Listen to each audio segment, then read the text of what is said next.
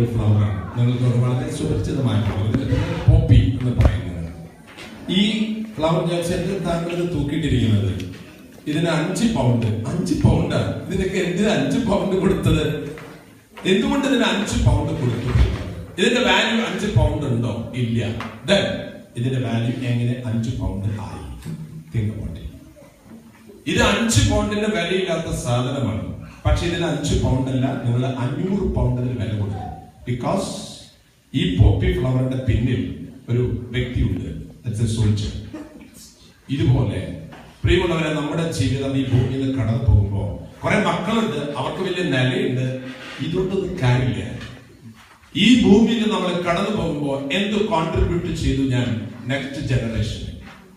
എന്റെ ജന്മം ഈ ഭൂമിയിൽ ഡേവിസ് ചെർമലച്ചൻ ചിലപ്പോ കേരളത്തിലെത്തില്ല.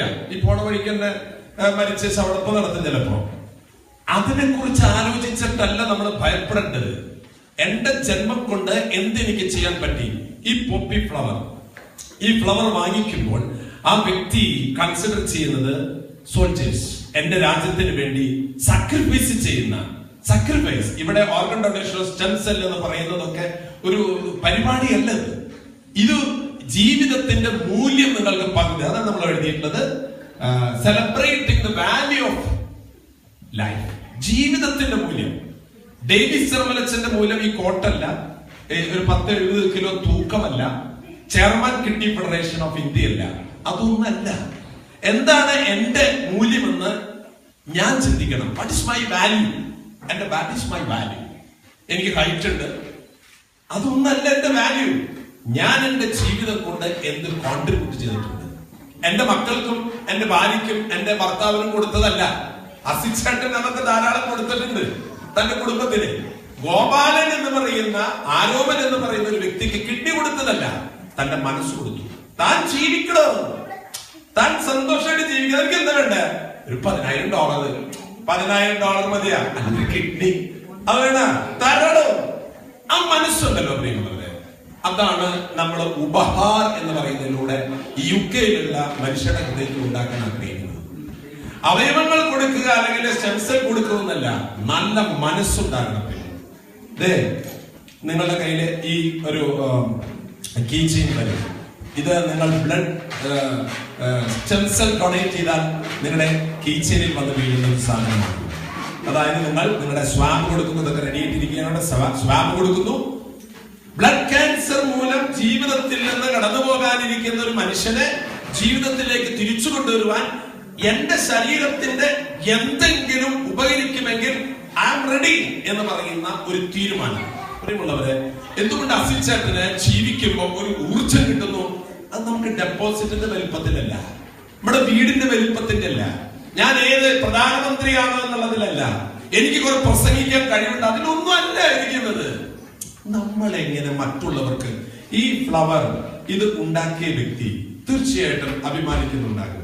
കാരണം ഞാൻ ഫ്ലവർ ഉണ്ടാക്കി, അത് ഇതാ ഇന്ന് അബ്രാം ലൂക്കോസിന്റെ കാറിൽ തൂങ്ങിക്കിടക്കുന്നു. ഈ ഉണ്ടാക്കിയ വ്യക്തിക്ക് പോലും ഇതിന്റെ റിസൾട്ട് കിട്ടുകയാണ്. നമ്മുടെ ലൈഫിൽ ഭൂമിയിൽ കടന്നു പോകുമ്പോഴുള്ളത് നമ്മൾ കൊച്ചുകുട്ടികളുണ്ട് ഇവിടെ. ഈ കൊച്ചുകുട്ടികൾക്ക് ഇപ്പൊ വലിയ വാല്യൂ ആരും കൽപ്പിക്കില്ല. ഒരു പാട്ട് പാടിയാൽ കുട്ടി അപ്പൊ ഒരു വാല്യൂ കിട്ടി. കുട്ടി കോളേജിലെത്തിയപ്പോ കുറച്ചുകൂടി വാല്യൂ, കല്യാണം കഴിഞ്ഞപ്പോ കുറച്ചുകൂടി വാല്യൂ, നല്ല ജോലി കിട്ടിയപ്പോ കുറച്ചുകൂടി വാല്യൂ, മക്കളുണ്ടായപ്പോ കുറച്ചുകൂടി വാല്യൂ, അമ്മ അപ്പ ഡാഡി മമ്മി നോക്കുമ്പോ ഭയങ്കര വാല്യൂ ആയി. അങ്ങനെ കുറെ കൂടി കഴിഞ്ഞപ്പോ ആയി ഇങ്ങനെയായി. അപ്പൊ വാല്യൂ കുറഞ്ഞു, പിന്നെ വാല്യൂ കുറഞ്ഞു, അവസാനം വാല്യൂ ഇല്ലാണ്ടായിട്ട് പോവാണോ? അല്ല. മദർ തെരേസ ഈ ഭൂമിയിൽ ജീവിച്ചു. പ്രായമായപ്പോ വാല്യൂ കൂടി. നമുക്ക് പ്രായമാവുമ്പോ വാല്യൂ കൂടുമോ? എന്താ വാല്യൂ കൂടുമോ പ്രായമാവുമ്പോ? എന്താ പറഞ്ഞ സുരേഷ? കൂടുന്ന വാല്യൂ കൂടണോ? ഡേവിസ് ചെർമലച്ചൻ പ്രായമായി 90 വയസ്സ് വരുന്നുണ്ടാവില്ല. 5-6 വർഷം കഴിയുമ്പോ വാല്യൂ കൂടണം. ഈ ഭൂമിയിൽ ജീവിച്ചിട്ട് ഞാൻ എന്ന് മറ്റുള്ളവർക്ക് കൊടുത്ത് എനിക്കെന്ത് കിട്ടി എന്ന് ചിന്തിക്കുന്നിടത്ത് എന്റെ വാല്യൂ കുറയും. പ്രിയമുള്ള, എന്തുകൊണ്ട് അസിച്ചേട്ടന് നിങ്ങളെ സുരേഷ് പറയുന്നു ഒരു വാല്യൂ ഉണ്ടെന്ന്? എന്റെ അസിച്ചേട്ടൻ പുല്ല് പോലെ തുമ്പ് പോലെ അതിലല്ല അസിച്ചേട്ടന്റെ വാല്യൂ. അപ്പൊ നമ്മുടെ ജീവിതത്തിൽ പ്രിയമുള്ളവരെ, നിങ്ങൾ UK വന്ന് ജീവിക്കുന്നു. നിങ്ങൾ ജീവിച്ചിട്ട് ജീവിതത്തിന്റെ മൂല്യം വർദ്ധിക്കുന്നുണ്ടോ?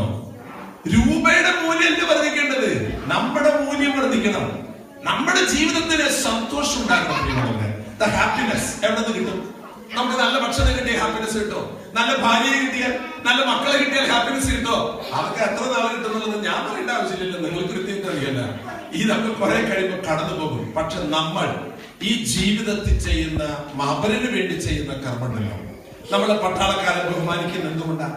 പട്ടാളക്കാരൻ ഞാനടി യാതൊരു ബന്ധമില്ലല്ലോ, പക്ഷെ നമ്മൾ അവരെ ബഹുമാനിക്കുന്നു, അവരെ ഓണർ ചെയ്യുന്നു. കാരണം അവരുടെ സാക്രിഫൈസ് ആണ്, അവരുടെ ഡെഡിക്കേഷൻ ആണ്. അതുപോലെ നമ്മുടെ അമ്മയെ നമ്മൾ ബഹുമാനിക്കുന്നു, സ്നേഹിക്കുന്നു. ഏറ്റവും കൂടുതൽ നമ്മൾ അമ്മയെ സ്നേഹിക്കുന്നു. കാരണം എന്താണ്? അമ്മയാണ് നമുക്ക് വേണ്ടി ഏറ്റവും കൂടുതൽ സഹിച്ചിട്ടുള്ളത്. അതുകൊണ്ട് UK-യിലെ എന്റെ പ്രിയ സഹോദരങ്ങളെ, ഹണ്ടിങ്ടണിലെ പ്രിയമുള്ളവരെ, നിങ്ങൾ സഹിക്കാൻ തയ്യാറാകുക. അവരുടെ വേണ്ടി സുഖിക്കാനല്ല, സഹിക്കാൻ തയ്യാറാകുക. നമ്മൾ നമ്മുടെ അമ്മയെ സ്നേഹിക്കുന്നതിന്റെ കാരണം അമ്മ എനിക്ക് വേണ്ടി സഹിച്ചതാണ്. അതുകൊണ്ടാണ് പ്രിയമുള്ള അമ്മമാരെ, മാതാപിതാക്കളെ, നിങ്ങളുടെ മക്കളെ ഈ കുട്ടിക്കാലത്ത് നിങ്ങളുടെ മടിയിലിരിക്കുന്നു. ഒരു 10-28 വയസ്സ് പ്രായമാകുമ്പോൾ മക്കളൊക്കെ മടിയിൽ വന്നിരിക്കും. എത്ര അമ്മമാരെ വിളിക്കണുണ്ട്, മോനെ അമ്മ ഒന്ന് വിളി കേൾക്കാൻ കൊതിച്ചിട്ട് പറ്റണില്ല, വിളിക്കണില്ല. എന്താ വിളിക്കാത്ത? അവർക്ക് ഭാര്യ മക്കളും കുട്ടികളൊക്കെ അവരവരെ പാടിന് പോവും. അപ്പിരുന്ന് മോങ്ങി കരഞ്ഞിട്ട് കാര്യമില്ല. മാതാപിതാക്കളെ, ജീവിച്ചിരിക്കുമ്പോ ജീവിതം കൊണ്ട് മക്കളെ സ്വാധീനിക്കാൻ സാധിക്കും. ജീവിതം കൊണ്ട് നമുക്ക് അവർ പഠിപ്പും വലിയ വലിയ സ്ഥാനങ്ങൾ കൊടുത്തിട്ട് കാര്യമില്ല. ഇന്നിപ്പോ അതിന്റെ അവർ ആ വഴിക്ക് പോണ്. വാല്യൂസ് നമ്മൾ സെലിബ്രേറ്റ് ചെയ്തത് വാല്യൂ ആണ്. അതിന് ഒരു എളുപ്പമാർഗമാണ് ഈ stem cell and organ donation. ഇത് എന്റെ അപ്പൻ ചെയ്തിട്ടുണ്ടെന്ന് പറയുമ്പോ മക്കളൊക്കെ പറയും, എന്റെ അപ്പൻ കൊടുത്തിട്ടുണ്ട്. എന്ത്? സ്വാബ് കൊടുത്തിട്ടുണ്ട്. പിള്ളേര് പോയി സ്കൂളിൽ പറയും, അതെന്തത്? എന്റെ അപ്പനെ ബ്ലഡ് ക്യാൻസർ ആവുന്ന ഒരു വ്യക്തിക്ക് ജീവിതം കൊടുക്കാൻ സ്വാബ് കൊടുത്തിട്ടുണ്ട്, ഇനി മാച്ച് ചെയ്യുന്നത് വന്ന് സ്റ്റെം സെൽ കൊടുക്കും. എന്റെ അമ്മ കൊടുത്തിട്ടുണ്ട്. എന്ത്? ഓർഗൻസ് കൊടുത്തിട്ടുണ്ട്, സയൻസ് ചെയ്ത് കൊടുത്തിട്ടുണ്ട്.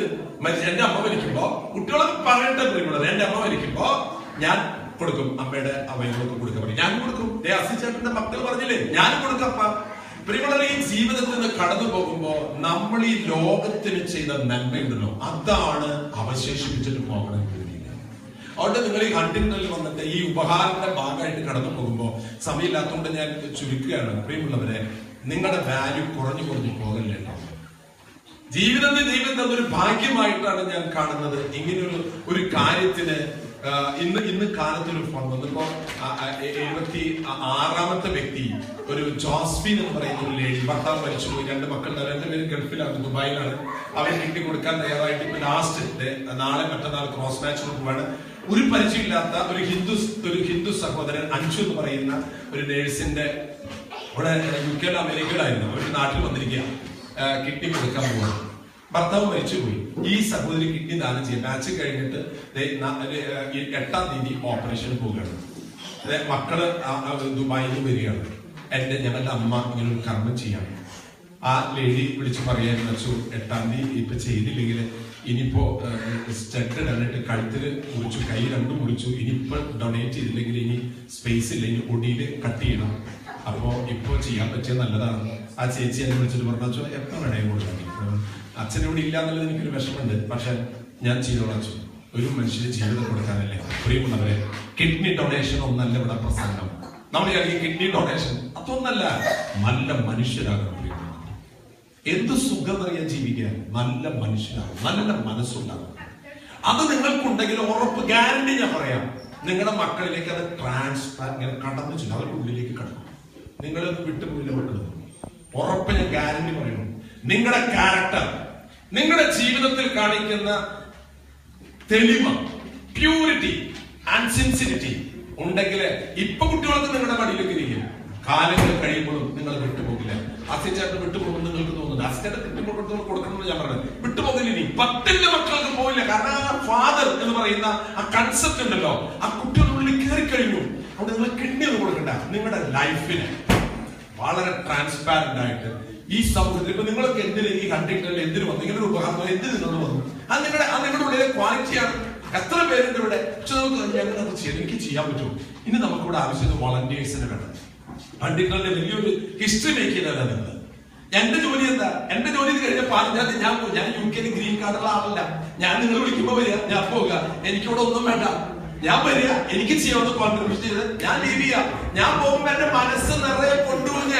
ഞാൻ ചെയ്ത പ്രവൃത്തികൾ എന്റെ മനസ്സ് നിറയെ കൊണ്ടുപോകും. അതുപോലെ പ്രിയമുള്ളവരെ, ഈ ഹണ്ടിങ്ടണിലെ എല്ലാ സൗത്ത് ഏഷ്യൻസിന്റെ ഇടയിലേക്ക് കടന്നില്ല. അസലായിട്ട് പ്രസന്റ് ചെയ്യാൻ സുരേഷിന് പറ്റില്ല, ഗംഭീരമായിട്ട് പ്രസന്റ് ചെയ്തില്ല.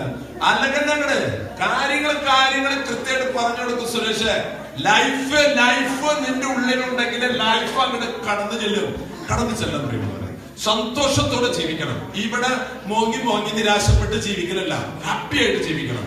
ഹാപ്പിനെസ് എവിടെ നിന്ന് വരികയെന്നറിയാം. ഹാപ്പിനെസ് നമ്മൾ മറ്റുള്ളവർക്ക് കൊടുക്കുന്നത്. ഒരു ചായ ഒരാൾക്ക് വാങ്ങിച്ചോണ്ട് നോക്കിയേ, അതാണ് മോത്തേക്ക് നോക്കി എങ്ങനെയുണ്ട് ചായ? ബെസ്റ്റായിട്ട്. ഇനി വേണ്ട വേണ്ട. അപ്പൊ എല്ലാം ഈ ഒരു ചായ കൊടുക്കുമ്പോ തന്നെ അദ്ദേഹത്തിന്റെ മുഖത്തുണ്ടാകുന്ന സന്തോഷമാണ് നമ്മുടെ മുഖത്തുള്ള സന്തോഷം.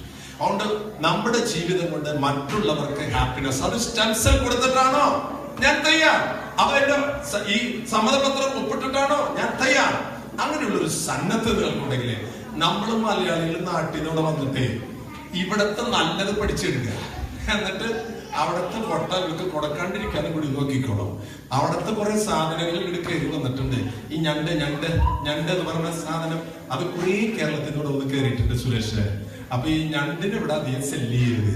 മനസ്സിലായില്ലേ ഞണ്ടിന്റെ സ്വഭാവം? ആ സ്വഭാവം നമുക്കുണ്ട്. അതായത് നമ്മുടെ ജീവിതം കൊണ്ട് ഒരാൾക്ക് ഉപകാരം ഉണ്ടാവട്ടെ എന്ന് വിചാരിക്കേണ്ടത്. എനിക്ക് കിട്ടൽ, അച്ഛന് പറഞ്ഞില്ലേ, എനിക്ക് കിട്ടലല്ല പ്രധാനപ്പെട്ടത്. ഡേവിസ് വിളിച്ചോട് വന്നു, ഞാൻ ഇവിടെ വന്നിട്ട് ഓടുകയാണ്, യാത്ര ചെയ്യാണ്. എന്തിന്? എനിക്ക് നിങ്ങളുടെ കയ്യിൽ നിന്ന് ഒന്നും വേണ്ട. ഞാൻ വന്നു പോകുമ്പോ നിങ്ങൾ ഒരാളെന്നെ വിളിച്ചോളൂ, അച്ഛോ ഞാനൊരു കിഡ്നി കൊടുക്കാൻ തരാണെന്ന് ഒരു സഹോദരി ഷെഫീൽ, ഞാൻ ചേച്ചിയോട് ഞാനും പറഞ്ഞിട്ടില്ല കേട്ടോ. ഇല്ല അച്ഛാ ഞാനെന്നെ കൊടുക്കാം. അല്ലേ ചേച്ചി ചേട്ടനെയാ ചേട്ടൻ ഇതന്നെ ചേട്ടൻ പറഞ്ഞു. ശരി അച്ഛോ, അവള് കഴിച്ചിട്ട് ഞാനും കൊടുക്കാൻ തയ്യാറാ. ഇവരോടൊക്കെ ഞാൻ പറഞ്ഞിട്ടാണോ? പ്രിയമുള്ളവരെ, കത്തും മനുഷ്യൻ നന്മയിലേക്ക് അങ്ങോട്ട് ഒരാൾ കത്തുമ്പോ അസിച്ചേട്ടൻ ചെയ്ത പ്രവൃത്തി, അസിച്ചേട്ടന്റെ സ്റ്റാഫ് മറ്റുള്ള കണ്ണ് നനച്ചെന്ന് പറഞ്ഞില്ലേ, അത് കണ്ണിന് കരട് പോയിട്ടല്ല, അത് നാളെ കിട്ടി കൊടുക്കാനില്ല. അവരുടെ ഉള്ളില് മനസ്സിലായി നന്മയുടെ വെളിച്ചം അവരുടെ ഉള്ളിൽ കയറി. അതുകൊണ്ട് അസിച്ചേട്ട അവരുടെ കണ്ണ് നനഞ്ഞത്. വെറുതെ കണ്ണ് നനയ്ക്കാൻ പറ്റോ? ആൾക്കാരുടെ കണ്ണ് നനയില്ല. നന്മയുടെ പ്രകാശം കാണുമ്പോ കണ്ണ് നനയും. അതുകൊണ്ട് എന്റെ പ്രിയ സുഹൃത്ത്, കുറച്ചു പേരുള്ളെങ്കിലും നിങ്ങളുടെ ലൈഫ് ഈ ഹണ്ടിങ്ടണില് നിങ്ങൾ പോകുന്നിടത്ത് കോൺഫിഡൻസ് ഉണ്ടായിരിക്കും നിങ്ങൾക്ക്. അത് ഉണ്ടാകുന്നത് എവിടെന്നറിയാം, നമ്മൾ ചെയ്യുന്ന പ്രവൃത്തി എന്ന് കിട്ടുക. അല്ലാണ്ട് സാധനം പഠിക്കുന്നത് ഈ പിള്ളേരൊക്കെ ബിസിനസ് എന്ന് പറയാ, എന്താ പറയാ, ആ സാധനം പഠിച്ചോണ്ടത് അതിനൊക്കെ ജോലി കിട്ടാന്നല്ല, ബിസിനസ് ജോലികൾ കിട്ടില്ല. പക്ഷെ കോൺഫിഡൻസ് എന്ന് പറഞ്ഞ സാധനം ഉണ്ടല്ല, അസിസ്റ്റന്റ് പറഞ്ഞില്ലേ, ഓപ്പറേഷനോട് നേരത്തുള്ള ഒരു സാധനം ഇല്ല, അത് പഠിപ്പിന്ന് കിട്ടുന്നതല്ല, അത് ഞാൻ ചെയ്യുന്ന പ്രവൃത്തിന്ന് കിട്ടുന്നതാ. അസിസ്റ്റന്റ് എടുത്ത തീരുമാനം ആ മക്കളെ പോലും സ്വാധീനിച്ചത്. അതുപോലെ കിട്ടിയൊന്നും കൊടുക്കേണ്ടത് നിങ്ങളുടെ ജീവിതത്തിൽ ട്രാൻസ്പാരന്റ് ആയിട്ട്, അപരന് വേണ്ടി സത്യസന്ധമായിട്ട്, ഒന്നും എനിക്ക് കിട്ടണം എന്ന് ആഗ്രഹമില്ലാതെ അപരന് വേണ്ടി ജീവിക്കും പ്രിയമുള്ളത്. ആ സന്തോഷമാണ്. ഞാൻ തൃശ്ശൂർക്കാരനാണ്. ഞാൻ 27 വർഷമായി അച്ഛനായിട്ട് തൃശ്ശൂർ എന്നെ കണ്ട് ചോദിച്ച ആൾക്കാർക്ക് അറിയാം ഞാൻ എവിടെ പോകുന്നു, ഞാൻ എത്ര ചിന്തിക്കാറുള്ളൂ. എനിക്ക് എന്റെ ജീവിതം കൊണ്ട് ഒരു ഏതെങ്കിലും ഒരു മനുഷ്യനല്ല, ഒരു പറവയ്ക്കോ ഒരു കൊച്ചു ചെടിക്കോ ഒരല്പം വെള്ളം ഒഴിച്ചു കൊടുത്താൽ ദാറ്റ് ഈസ് ഹാപ്പിനെസ്. അപ്പൊ അതുകൊണ്ട് ഈ സ്റ്റെം സെൽ ഡൊണേഷന് വളണ്ടിയേഴ്സ് ആയിട്ട് നമുക്ക് കുറച്ച് പേര് വേണം. അതായത് ഈ സ്വാബ് എടുക്കാനും ഈ കാര്യങ്ങളൊക്കെ ആൾക്കാരോട് പറഞ്ഞു കൊടുക്കാനും. ആരൊക്കെ അതിന്റെ ആവാൻ പറ്റും അവരൊന്ന് കൈബന്ധിച്ച് ആർക്കൊക്കെ? 1 2 3 4 5 നിങ്ങൾ സ്റ്റാഫ് ഹെൽത്തില് വർക്കുള്ളവരാണോ? അതൊക്കെ നിങ്ങൾക്ക് വളണ്ടിയേഴ്സ് ആവാൻ ആലോചിച്ചിട്ട് മതി അല്ലേ? അതെ, ഭർത്താക്കന്മാരോടൊക്കെ നല്ലോണം ആലോചിച്ചിട്ട് മതി കേട്ടോ ഈ കാര്യങ്ങളൊക്കെ തീരുമാനം എടുക്കാനായിട്ട്. അതുകൊണ്ട് ഒരു 10 പേരെങ്കിലും, ഓക്കെ, ഒരു 7 പേരായിട്ട് ഇപ്പോ ഒന്നൊരു കൈ ബന്ധിച്ച് ഒന്നടിക്കോട്ടെ 1 2 3 4 5 6 7 8 ഈ കുട്ടി ഉണ്ട് കേട്ടോ. അതുകൊണ്ട് ഒരു 10 പേരെങ്കിലും. ഞാൻ നിങ്ങളുടെ വോട്ട് പിടിക്കാൻ വന്നിട്ടുള്ള ആളല്ല, നിങ്ങളെ 8 പേരുടെ വോട്ടല്ല എനിക്ക് വേണ്ടത്. അത് നിങ്ങൾ മനസ്സിലാക്കണം. ഞാൻ നിങ്ങളോട് ചോദിക്കുന്നത് നിങ്ങൾക്ക് കിട്ടുന്ന ക്രെഡിബിലിറ്റിയാണ്. ഞാൻ പോവാണ് നിങ്ങളുടെ ജീവിതത്തിലെ ഒരു ഫയർ ഇട്ടിട്ട് ഞാൻ പോകുന്നു. എന്റെ ജീവിതത്തിലേക്ക് എനിക്ക് കിട്ടിയ നന്മ എനിക്ക് പറ്റാവുന്നിടത്തോളം മറ്റുള്ളവർക്ക് പകർന്നു കൊടുക്കണം. ബി ഹാപ്പി, സന്തോഷമായിട്ടിരിക്കുക, സൈൻ ചെയ്യുക, വളണ്ടിയേഴ്സ് ആകുക. മാത്രമല്ല ഇന്നത്തെ കർമ്മത്തോടു കൂടെ അവസാനിപ്പിക്കരുത്. നമ്മൾ മരിച്ചു കഴിഞ്ഞിട്ടും ഈ ഭൂമിയിൽ നമുക്ക് ജീവിക്കാൻ പറ്റണം. മരിച്ചു കഴിഞ്ഞിട്ടും ഈ ഭൂമിയിൽ ജീവിക്കുക. That's A miracle. എന്റെ അപ്പം മരിച്ചു, എന്റെ അപ്പം 2 കണ്ണുകളും ഇന്ന് ഈ ഭൂമി ജീവിച്ചിരിക്കുന്നു. ഹാപ്പിനെസ്. ഞാൻ മരിക്കും, ഞാൻ മരിച്ച എന്റെ ബോഡി മെഡിക്കൽ കോളേജിലേക്ക് എഴുതി വെച്ചിട്ടുണ്ട്. തൃശ്ശൂർ മെഡിക്കൽ കോളേജില് അവർ കുട്ടികൾ കീറി മുറിച്ച് പഠിക്കണം. ഈ ശരീരം എന്റെ ശരീരത്തിലൊക്കെ ഞാൻ നോക്കും, അതൊക്കെ കീറി മുറിച്ച് പിള്ളേർ